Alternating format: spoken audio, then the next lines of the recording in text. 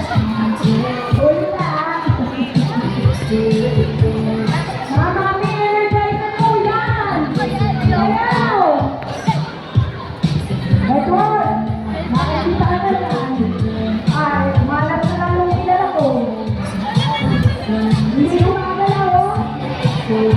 Tatapihin ko sa mga advisor, mag-clear nga yung mga anak ko. Kasi na-record yata ako.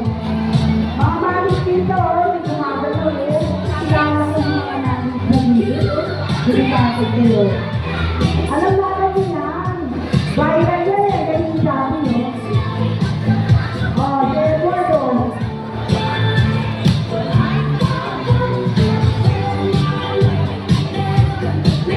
Hindi ko pa po alam. Sinasayaw niya sa bahay. Ang galing ng mga bata.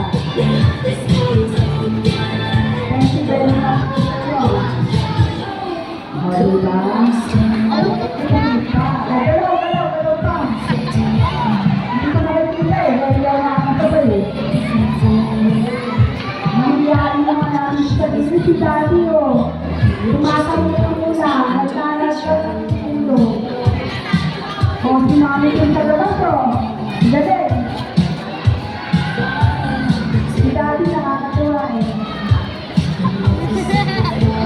Edward, pabubukay ka ka rin sa harap.